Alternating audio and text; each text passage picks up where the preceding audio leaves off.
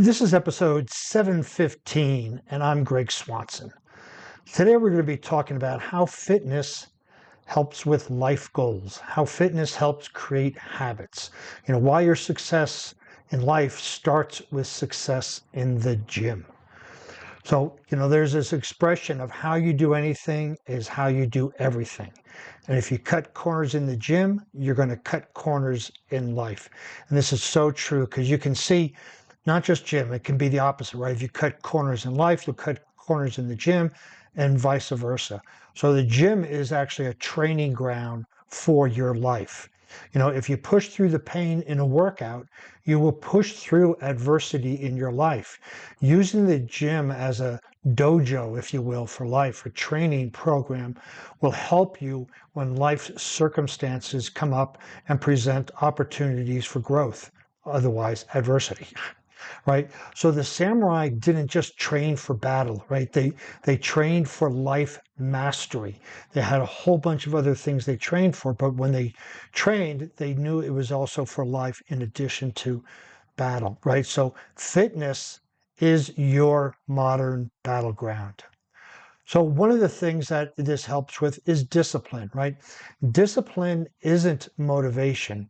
It's doing what you said you do, even when you don't feel like it. So we're going to cover discipline and some other aspects of what you can take from your workouts at the gym and apply them to life. And again, here, the first one is discipline.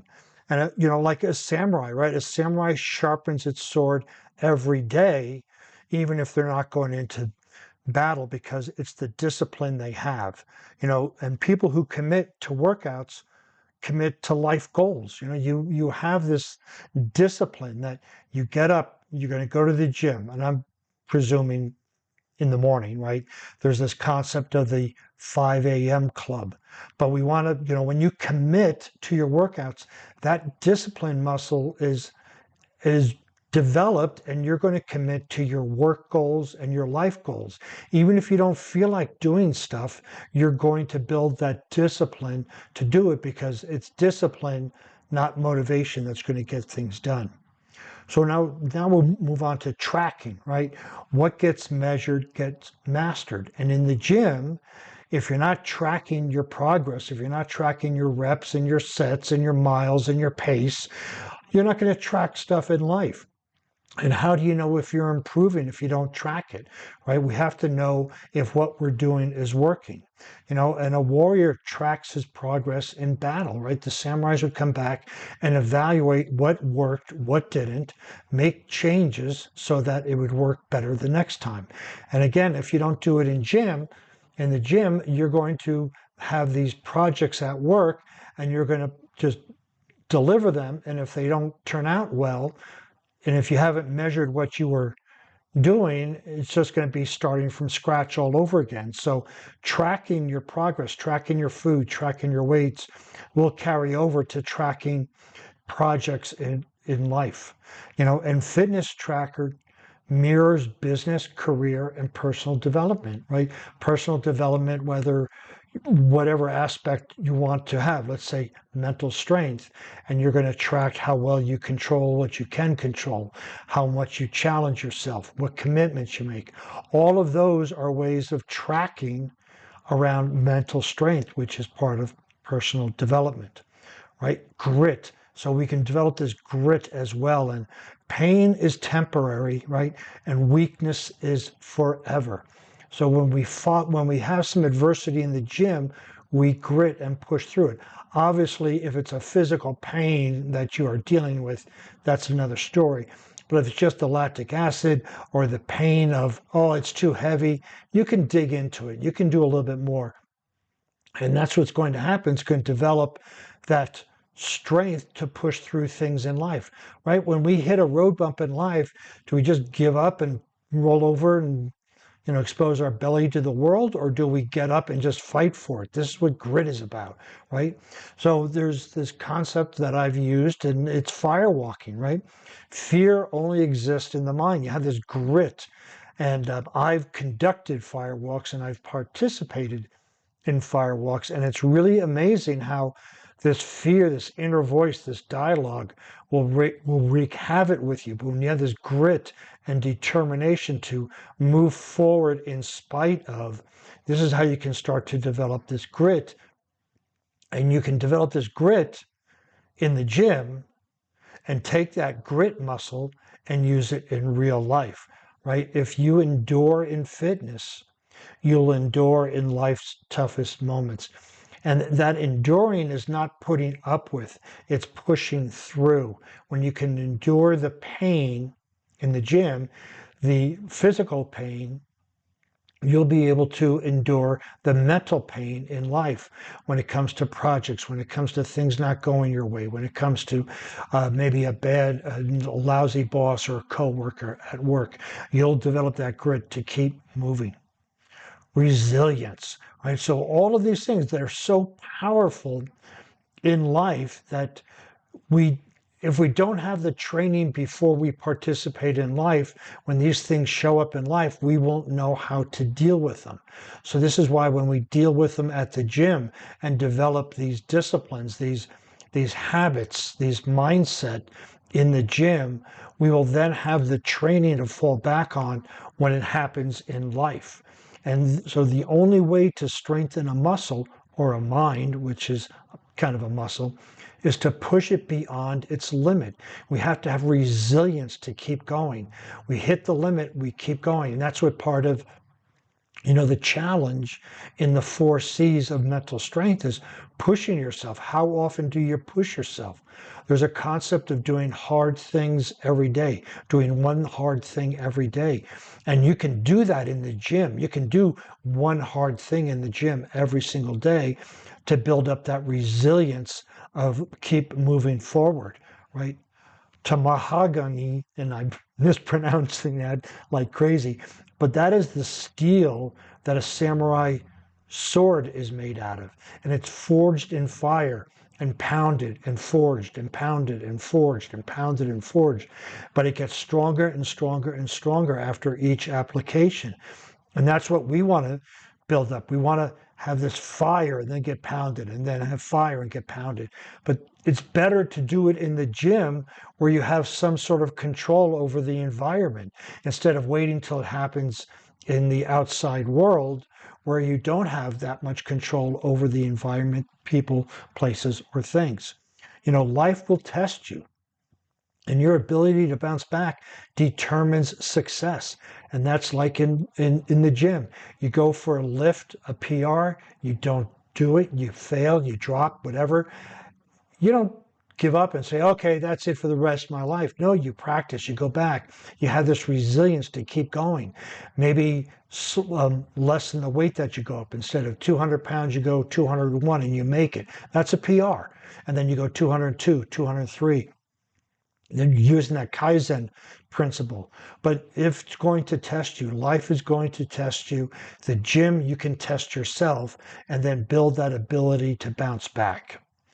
Commitment. This is really, really strong, right? 90% of success is showing up even when you don't feel like it, which goes back to discipline versus momentum. Commitment. You say you're going to go to the gym 5 days a week. You commit, you go to it. You tell a client that you're going to meet him at a certain time. You show up. You tell your boss you're going to get something done. You show up. Commitment is so important. It's making a promise not only to others, but to yourself. And if you don't keep that promise to yourself, you're going to start to doubt and not believe yourself when you say, oh, I'm going to go to the gym tomorrow. And your unconscious mind is going to go, yeah, right. You haven't been consistent, or you haven't committed to this and been consistent in the past 6 months. I'm not going to believe you at all. And your unconscious mind is going to determine your actions. And so you'll wake up and go, oh, I'll start tomorrow. So commitment is important. It programs us. All of these are underlying programs that no matter where you go, those programs come with you. And the gym is by far the best place. And I say the gym, it could be outside if you're a runner. It could be, doing something else, a dojo if you're a martial artist. I just like to use fitness because there's so many variables in it when you're lifting that you can Try different forms. You can have different weights, different reps. You can journal it and track it. There's so much to it, but the emphasis here on all of these aspects is using your fitness activity to develop these different components of mindset so that when it shows up in life, you'll have the training to handle it. You know, the athlete who never skips training wins the championships. You know, you haven't heard of many, if any, Olympic athletes, gold medalists, NBA finalists, NFL Super Bowl champs. Any of them said, yeah, you know what, I skipped about 20 workouts this year. Never. They never skip. They add to it. Jerry Rice was famous for after his workout was done, he'd go run the hill. He never skipped training. He actually added to it.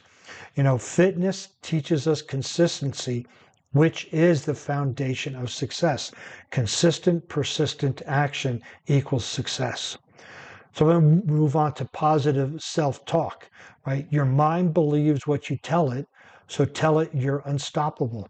You get to the gym and you go, oh, I'm not going to be able to lift this today. I'm not going to be able to run this far today. I'm not going to be that, and you're not going to do it. So it's a self-fulfilling prophecy. Your self-talk, positive or negative, will influence your actions, and your results will tend to equal your self-talk. So if you tell your mind that you're unstoppable, you will be. You know, you could use the voice of your coach pushing you forward, or maybe me pushing you forward, or perhaps a significant other, a friend, a buddy, right? That self-talk is telling you, hey, you can do it, you can do it. You can name your inner self-talk, put a good name to it. And the one that tells you you can't do it, just put a different name to it and say, hey, okay, shut up, Sam. I'm going to listen to Paul now, or whatever that might be, right? But that self-talk is absolutely essential. You know, confidence built in fitness translates to leadership and career success. When you feel confident, when you feel at one with yourself, you can become a better leader. You can have better career success. So this positive self-talk will help you in your leadership and career success pathways. Goal setting, right? A goal without a plan is just a wish. And when you go to the gym, you have goal. If you are tracking, you have specific goals. I'm going to hit this many reps at this weight. Every time you lift the weight, if you track it and write it down, you are achieving a goal. We get so goal oriented that when we're at work, we will then translate that as, okay, today I want to get these three things done. I'm going to call up this client. I'm going to follow up in here. You set these goals. These are macro goals and micro goals, all towards a bigger goal. But we get used to setting goals instead of just going to work and see what happens. Being reactive all the time at work doesn't lead to progress. It just leads to putting out fires.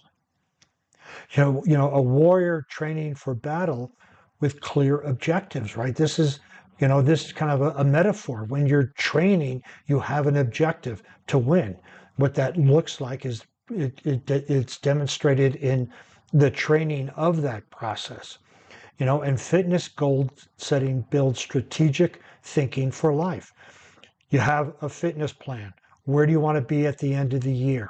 Where do you want to be 9 months from there? 6 months, 3 months, 1 month, 1 week today. You build up the strategic thinking on how you're going to use your cardio, your strength, your flexibility to create this image that you have of yourself for the end of the year. And this is part of it. Where do you want to be at work? What do you want to do at work? All of that is goal setting. And when you can start to practice this strategic thinking in the gym, you will carry that over to strategic thinking in life. So here's some final thoughts, right? Remember, how you do anything is how you do everything. So why not start practicing for life in the gym? Right? You can conquer yourself in the gym. You can conquer yourself in life. You know, so today I showed you how fitness isn't just about muscle. It's about mastering your mind, your goals, and your future, which all translate into life objectives. So now it's up to you. What do you want to do? All right, do you want to use fitness to develop personal mastery, or are you going to stay stuck where you are? Let's develop that warrior mindset together, right? Request your breakthrough session today by going to the site. And in a few minutes, I'll give you some information on how to do that. But I give a lot of clients that come to me, they come to me with work challenges, and we focus on that. But then I go, hey, let's take a look at your fitness objectives, start working on your fitness and see how it translates. And 98% of the time, when the individual dials in their fitness with all the mindsets that we've just discussed, they are able to apply it to work, and their work improves dramatically. So if you want to see the show notes on this podcast, you can visit warriormindcoach.com. While you're there, you can find some more information in the form of podcast and blog posts. Also, while you're there, you're going to be able to request that breakthrough session. And since you'll be on the internet, please follow me on LinkedIn, Facebook, Instagram, Pinterest, all under Warrior Mind Coach.